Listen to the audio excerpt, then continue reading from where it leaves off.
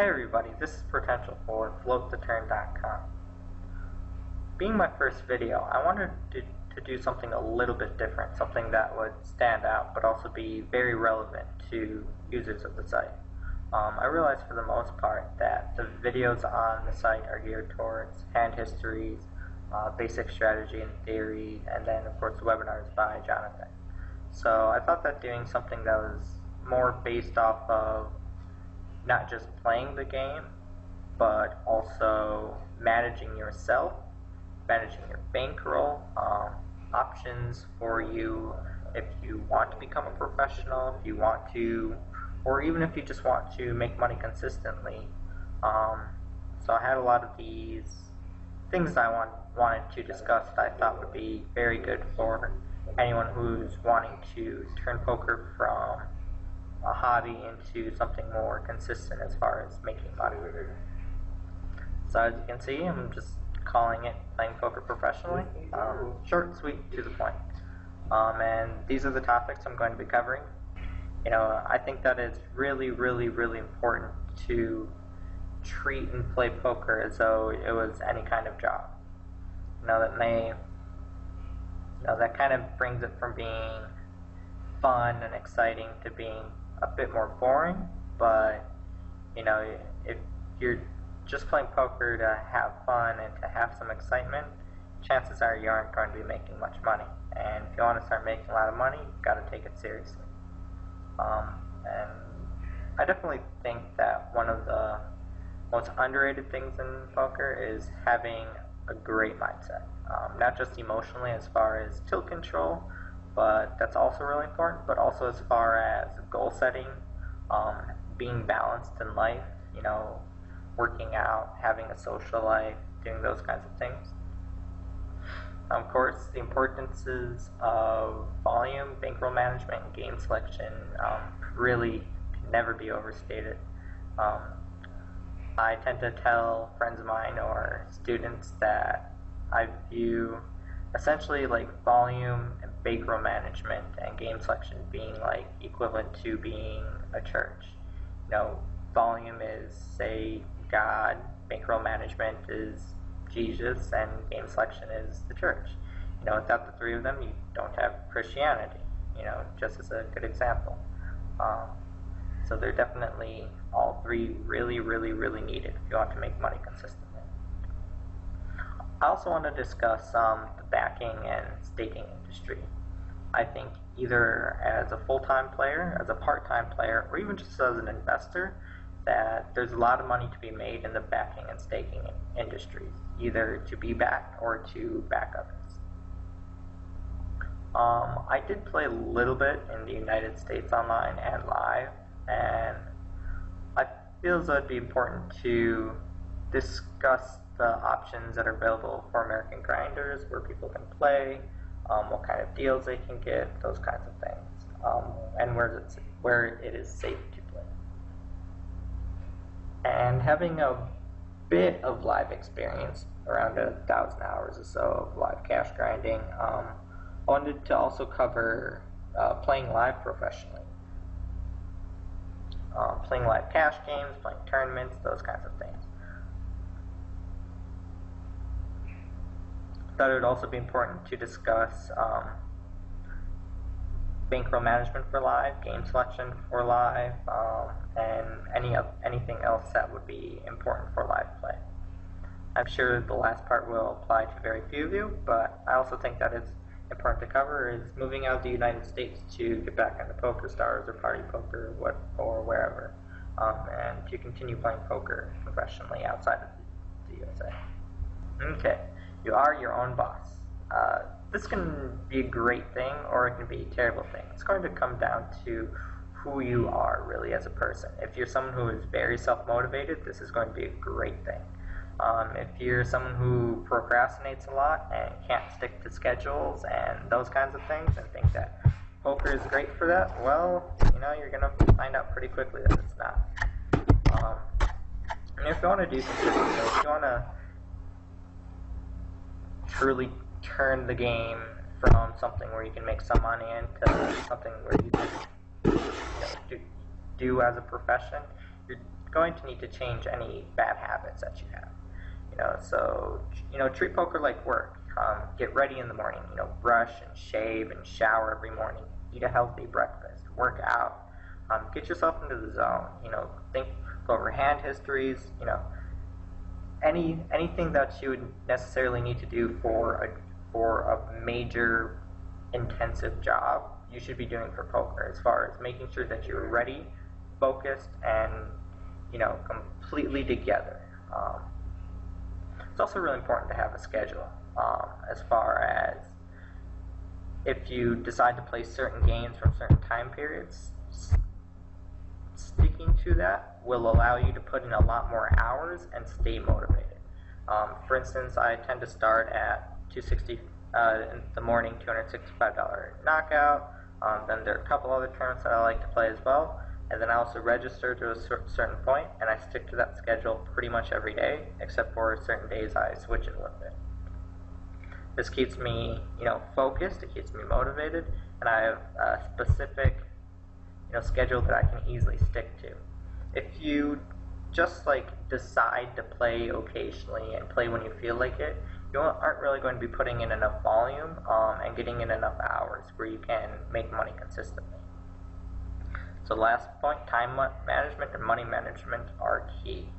And I don't mean money management as far as grinding, although bankroll management is absurdly important. I also mean money management in other aspects of your life. If you only have $20,000 to your name, you shouldn't be spending $1,000 a month on eating out or whatever. You shouldn't be spending $4,000 a month on rent. You shouldn't be buying really expensive cars or TVs or whatever. You should be using your money and investing it as wisely as you can, not only in your life but also in poker as well. And as you can see, mindset is everything. Mindset not just as far as emotional stuff, although tilting at the tables, tilting in any aspect of your life can be very, very, very damaging. But also mindset as far as setting goals, having something you're working for. If you don't have something you're working for, you can't really be that motivated. Now, if you're just playing poker for fun and don't have a rhyme or reason to what you're doing, you aren't going to be putting up consistent results. You aren't going to be putting in volume. A good way to set goals is to think about where you want to be 5 years from now. So this would be this very long term. 5 years from now, I'd like to be settled down in a house in a major American city with my boyfriend and have pets and be taking college classes and be on my own dime and be fairly well off financially. And for all those things to happen, I've also got to reach my long-term goals, which is maybe say a year from now, being on my own money. Midterm, so let's say January, 100K profit on stars. Short term, make coaching videos, getting coaching hours, make a podcast, play 1,000 games on stars this next month, those kinds of things. And very short term, doing things like, just working out and eating healthy and being focused grinding and sticking to a schedule and getting my first few videos finished on time, those kinds of things. So if you set goals where at least you're starting from the very long term, you have a very specific end goal in mind, you can start building towards that end goal. So I would try to think of where you'd want to be with poker at least, in maybe not 5 years, maybe that might be too long for you, for you at this aspect in your game, in your life, whatever, to try to think that long term, but at least try to think, say, a year from now. Realistically, where would you want to be a year from now? Not, pipe dream wise. Pipe dream wise, 2 years from now I want to be world champion. But that's not likely to happen. So realistically, where do I want to be 5 years from now? Or, I guess, realistically, where do you want to be 5 years from now? As far as not tilting very much about beats, being able to take $10, $20, $30,000 beats and only getting momentarily annoyed, or not letting it affect your game or the rest of your life. It's really important to have perspective, not just for poker, but for anything in your life. Like, for instance, moving out of the United States and coming down to Mexico hasn't exactly been all that easy. I have to be away from friends and family, have to be in a country that isn't very safe, in a very small town where there's not much to do. It's hot and muggy all the time, and yada yada yada yada yada. Yeah, there are a lot of things at the moment that could be going a lot better for myself. Losing $30,000 in September definitely hurt, but I also have a lot of things in my life that are doing great. For instance, anytime I want, I can have something simple like fresh water and food, and I can have, I've someone to share my life with, who keeps me happy and motivated. For every minor misstep in my life due to variance or whatever, I have so many things going for me that are great, and I just try to stay focused as far as what's good in my life and not what's bad. At any moment there's someone dying. There are children dying from starvation, from dehydration, from there's so many bad things going on in the world right now, and just think about how bad you could have it and how great you do have it right now. And getting this kind of perspective and trying to always be happy no matter what happens, it definitely isn't easy. I mean, I'm a long ways from it. This last month was, I was pretty close to being burnt out, running as bad as I did and putting in the amount of hours. It certainly isn't easy, but I can at least say at this point that I am happy with where I'm at, with what's going on, and I'm able to stay motivated because of that. I don't think about, oh, what's so bad. I just try to think about what's good, what I'm working for, and why I want it. And if this doesn't really help you have maybe a tilt less or anything like that, or have a better perspective on life, you really should check out stuff by Tommy Angelo and Jared Tendler. They're absolutely amazing mindset coaches. Tommy Angelo has a book called Elements of Poker that it pretty much discusses in depth things like treating poker like a job and having a good mindset, and it talks a lot about mindset. It talks a lot about building your game so you have a very, very solid game. Like, the things that I've been working on the most over the past year is getting to the point where no matter how tilted I am, no matter how annoyed I am, that my very worst poker game is still very profitable. And I don't want there to be much of a difference between my worst poker game and my best poker game. I need to play around the same most of the time. If I let things outside of my life or variance affect me, it's going to cost me a lot of money. And finally, it's also really important to have a balance between poker and the rest of life.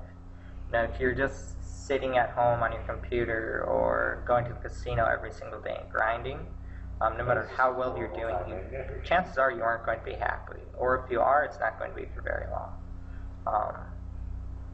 Sitting at your computer all day, it's very, very unhealthy, as physically and mentally. Poker's a very draining thing, so at the very least you should have people who you talk to outside of poker that make you happy. You should have other hobbies, you should work out, you should try to eat healthy. If you're focused, if you're mentally happy, if you're physically happy, if you eat enough and sleep enough and work out and have balance between poker and the rest of life, there's no reason you can't achieve greatness in this game. Keys of grinding. As you can see, my very first bullet, volume. There really isn't anything much more important than volume. In order to realize your potential, in order to realize the amount of money that each of your decisions should be making, you have to essentially outrun variance. You have to play enough games that you achieve the long run and realize every dollar that you should be earning. And I don't mean volume as far as playing hours, playing lots of hours, although that's really important as well, but also volume as far as playing a lot of tables. If you aren't getting in lots and lots of games, it's going to be pretty easy for you to have losing months, losing quarters, even losing years. You have to be playing lots and lots and lots of volume. As a sit-and-go player, if you're playing mostly from, say, 9-mans to 180-mans, turbos or non-turbos, you should be aiming for at least 3,000 games a month. And if you're playing mostly under 45-mans, at least 5,000 to 10,000 games a month. If you're focusing mostly on 180s and mixing in tournaments, you should be playing anywhere from 3,000 to 5,000 games a month. And if you're playing specifically tournaments, you should at least be trying for 500 to 1,000 games a month, like dead minimum. The amount of variance in all of those games are really, really, really high. In sit and goes, it's because you have a really, really small edge. And in tournaments, it's because while you may have a really big edge, the amount of variance involved is so ridiculous due to how large the fields are that you've got to play a lot of volume. And for cash games, you should be striving to play a lot of hands as well, at least 100,000 a month. Now, if you're doing this kind of volume for the games I specified, it's going to be pretty rare to have losing sessions that are much longer than a month. Losing 1 to 3 months will happen pretty often, but you won't have losing years if you manage your money and manage yourself correctly. Setup is important, and what I mean here is your playing setup. Having something like dual monitors,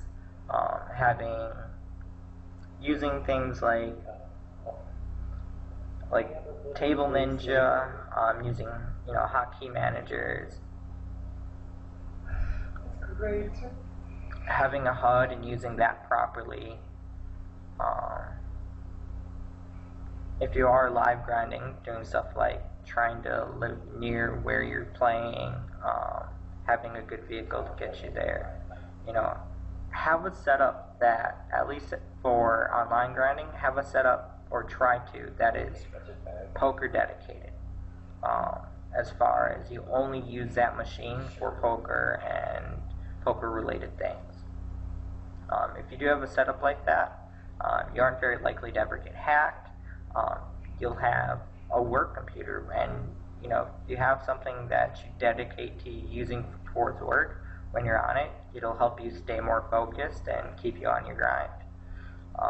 Also, something I think that's really important to mention is, as far as setup is concerned, is having an RSA token if it's possible. While hacking is pretty rare, it does occur, and in fact, somewhat recently, like 3 to 6 months ago, Negreanu ended up getting hacked on PokerStars and was hacked for over $100,000.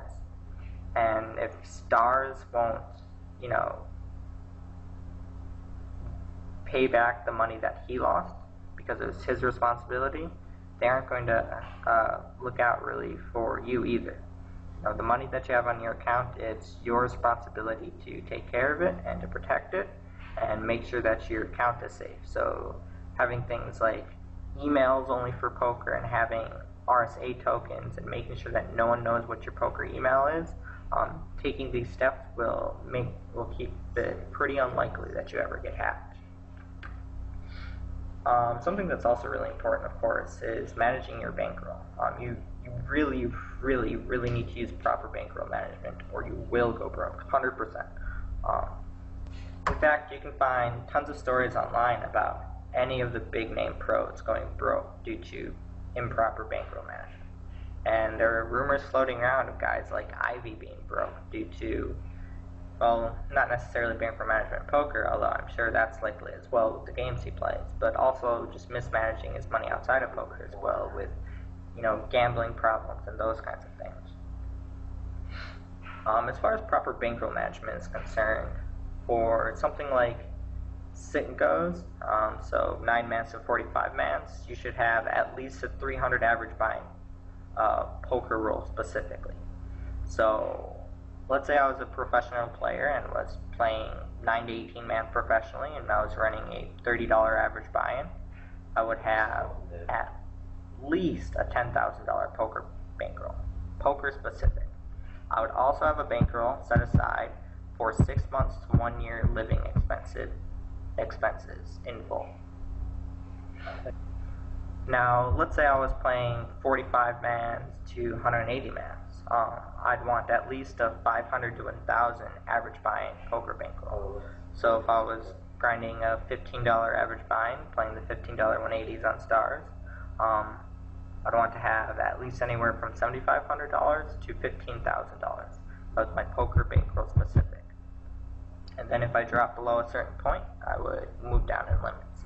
So say I hit $4,000, I would move down to an $11 average buy or a $10 average buy. And for tournaments, the same thing is you should have at least a 500 average buy-in poker bankroll for tournaments, and if possible, you'd have 1,000 average buy-in or greater bankroll. Now, being a back player, I don't really have to worry about having a specific bankroll for games. However, what I do have to worry about is how deep in makeup I get.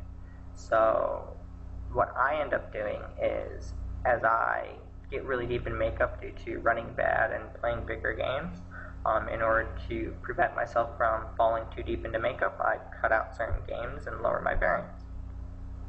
While this may be hurting my hourly long run, short run, it's going to lower my variance. It'll keep me in a positive mood, and I'll be, I won't get super deep in makeup, and we'll be able to stay focused and keep grinding.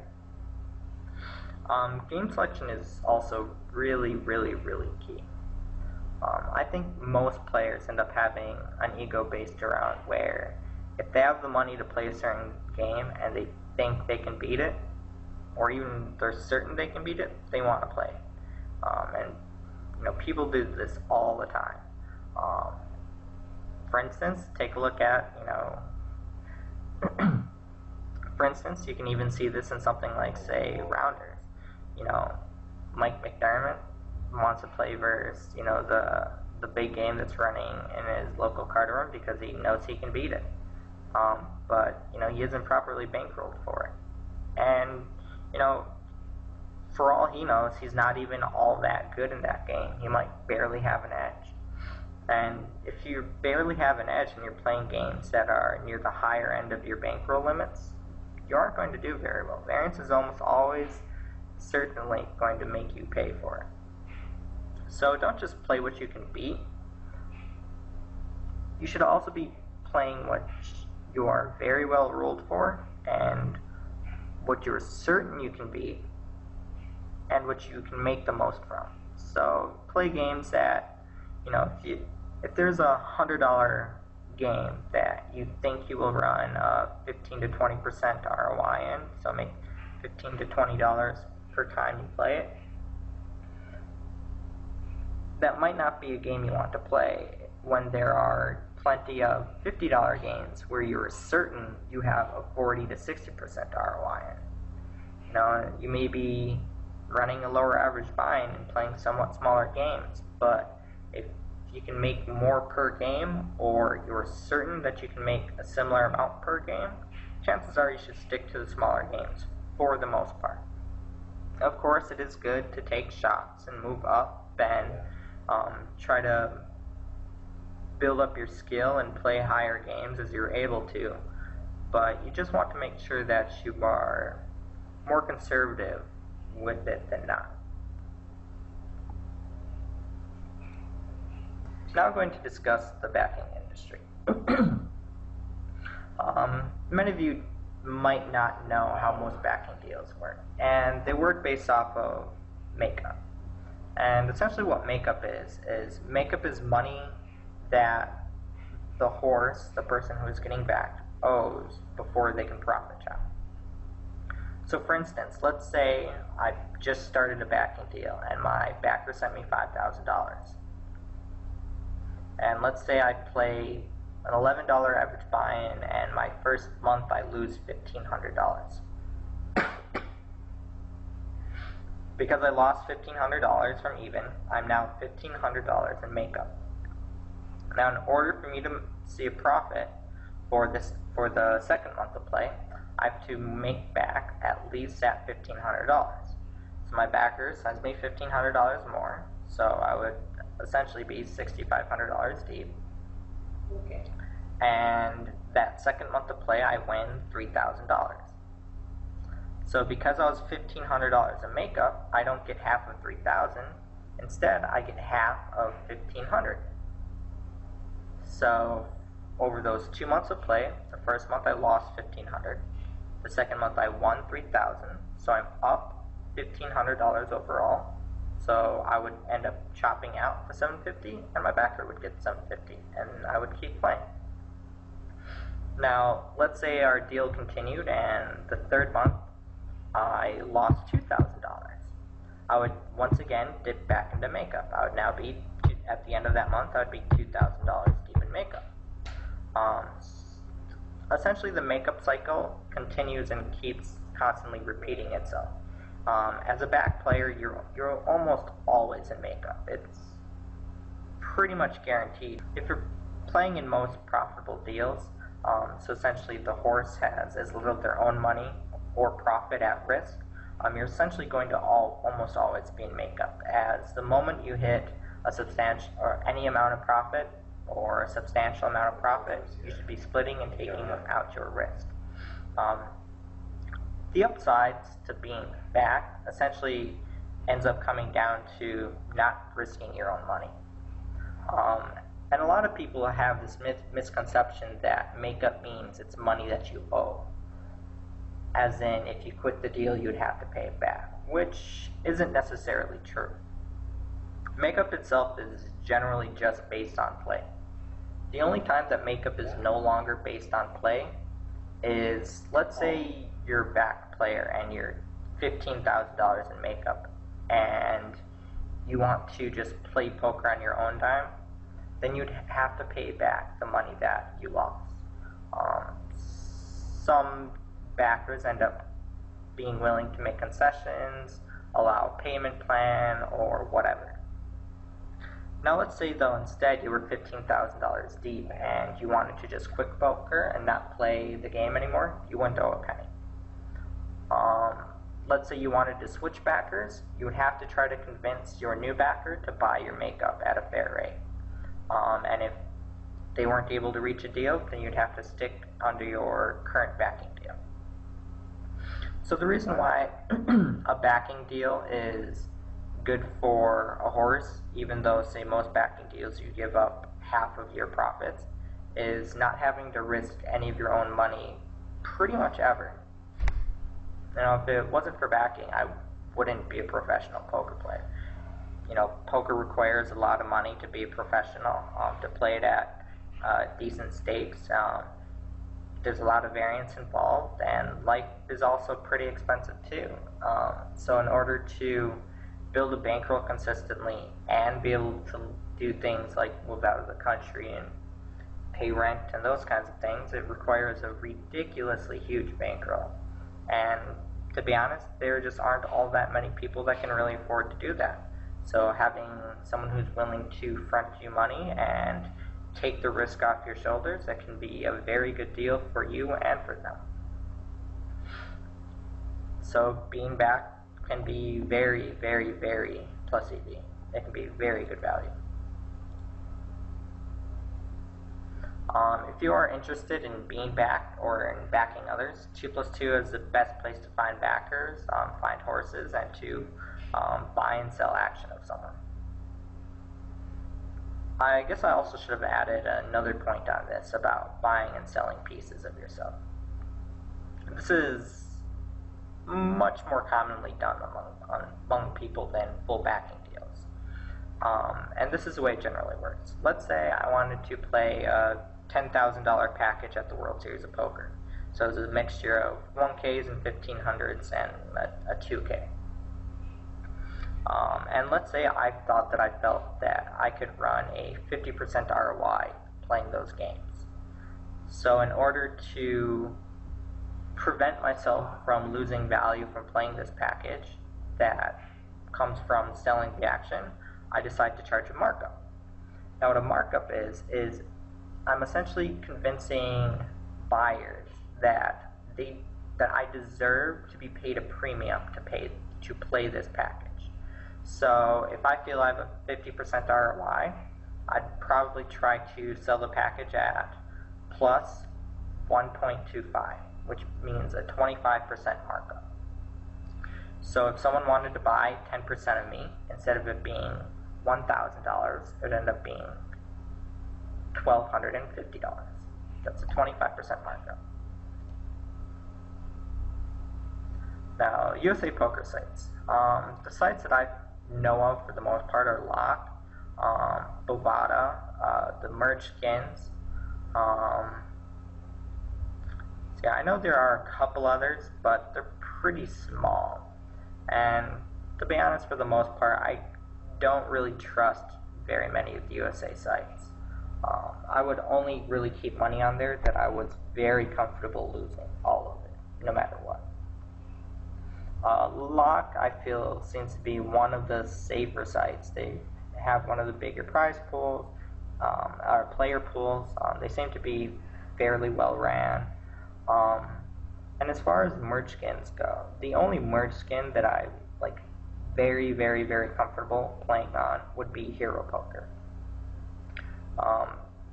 Hero Poker, they have a thread in Internet Poker that's made by the CEO. The guy also posts on Reddit a lot. My ex-backer has met him before. The site pros that they have are very professional. So if I was in the USA and I was grinding, I would definitely just be playing on Hero Poker.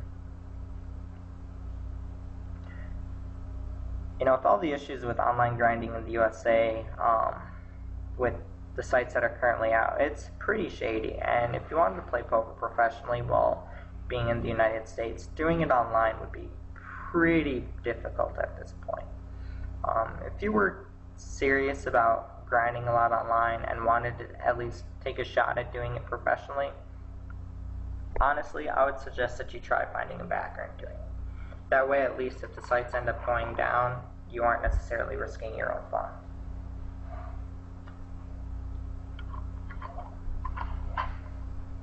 The good news is, though, that at the rate that the current market in the United States seems to be heading with legality and such, is that online poker should be operating in Nevada sometime in the next 6 months.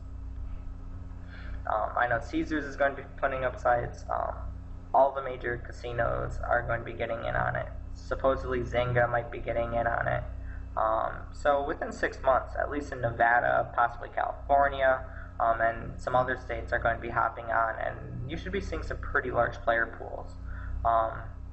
Not like it was pre-Black Friday, but the amount of money that'll be able to flow on and off due to people using their debit cards and, you know, Western Union and banks transfers and doing that kind of stuff to get money on and off, the game should then be a lot better.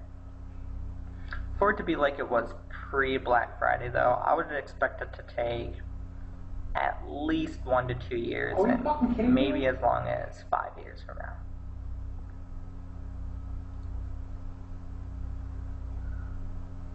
I think that there are really, really big differences between playing live poker professionally and playing online poker professionally. For instance, the bankrolls required are entirely different as far as how much money you need for buy-ins. You know, just the overall setting, the type of play required. The only things that end up really staying the same are mindset-based, you know, as far as being focused, making sure that you have goals and playing lots of hours and are managing your money well, those kinds of things. Now when it comes to local cash games, most cash games that end up running pretty often at casinos end up being 1-2 no limit, 1-3 no limit, 2-5 no limit, 5-10 no limit, 10-25 no limit, 25-50 no limit. It's going to be pretty rare to find games much bigger than 25-50. For something like 1-2 no limit or 1-3 no limit, I'd want to have a bankroll sized around $5,000 to $10,000. For live cash games, I think it's pretty important that you have at least 20 buy-ins. I don't think it's really important to have more than 50, but I do think it's really important to have more than 10 and to have at least 20. Just because for the most part, while you aren't going to have the amount of swings that you have online as far as having 10, 20, 50 buy-in down swings, playing cash, I do think that it's pretty common to have a 5 to a 10 buy-in downswing, and especially near the bottom of that downswing, the places that you'll get mentally, you'll be off your game, you'll be tilted, those kinds of things. And thus it's really important to always have a cushion as far as making sure that pretty much no matter how bad you run, you'll still have a bankroll and be able to keep playing. I have a couple friends who live in Vegas and play poker professionally. And if you want to play tournaments in Vegas professionally, it's not going to happen. It is the best place, at least in North America, to play tournaments as far as daily or weekly. And they do have pretty big series pretty often. Once every couple of months, one of the casinos will hold a series, Venetian Deep Stack being the most well-known and most popular as far as smaller local ones. But the amount of break that the casinos take and the amount of volume that you're able to get into them, it really isn't feasible playing those specifically full-time. However, if you wanted to mix in the better tournaments and sit goes while you're also cash grinding, that would definitely be a good thing to do.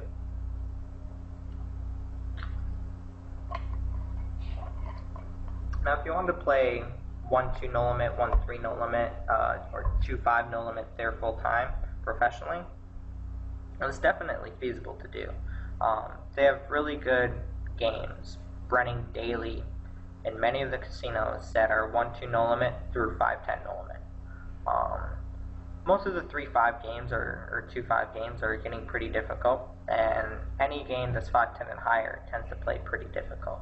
And for those, instead of having a 20 buy-in bankroll, I'd want to have a 50 buy-in bankroll, and be very certain that I game select really well as well. The games in Vegas end up playing very, very, very deep, and the swings in them can be pretty brutal. And with Black Friday and such, the games have also gotten a lot harder than what they were just 2-3 years ago. Though I do think that if you game select wisely, and play a lot of hours and take as much advantage of comps and those kinds of things as you can, that you could play poker live professionally in Vegas pretty reasonably and make a decent amount of money at it as well.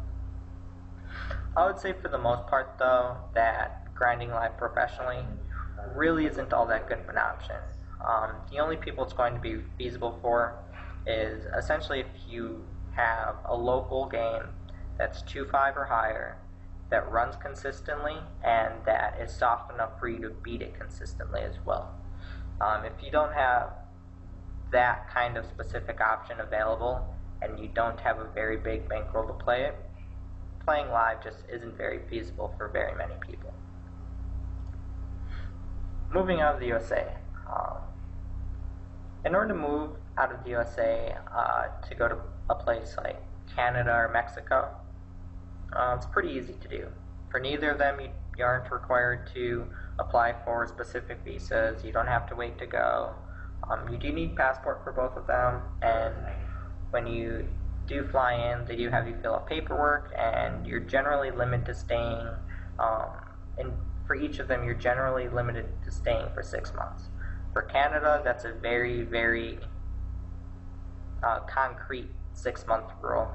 For Mexico, it's not a very concrete 6-month rule. You can stay in Mexico pretty much as long as you like. It's just that after 6 months, you tend to get charged a fee, I believe, of like $15 a day or something like that. Canada, if you stay longer than 6 months and their government finds out, you risk getting kicked out of the country permanently, which you don't want to risk. To get STARS set up, they just require for you to have a landline, so an actual phone. They want you to have like a telephone bill for your apartment or wherever place you're staying at, a copy of your lease that is 3 months or longer. They also want you to have a bank account set up in the country that you're residing in, and all the paperwork and stuff concerning that. Sometimes they'll even make you take a photo with you holding your passport with some landmark from wherever you're at, so you prove that you're in your area. Essentially, they have a pretty thorough confirmation process that makes sure that you are actually where you state you are, and that you have what it takes to live there for a long period of time. They're trying to prevent people from using VPNs or things like that and playing on STARS from the United States. It's not because they want to do it, it's because legally they have to do it, which really sucks for everyone. And I guess, what it comes down to it is, is it worth, is playing poker professionally and moving out of the USA, is it worth it? Well, it all comes down to, your specific situation.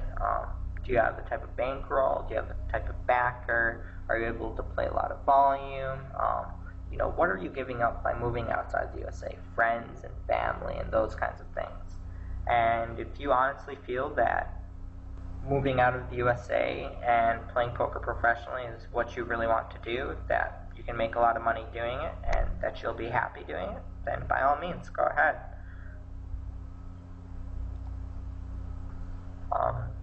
Thank you all for watching my first video. I hope you found it very enjoyable, and I hope you learned a lot from it. If you have any questions or comments, just post in the forums, PM me,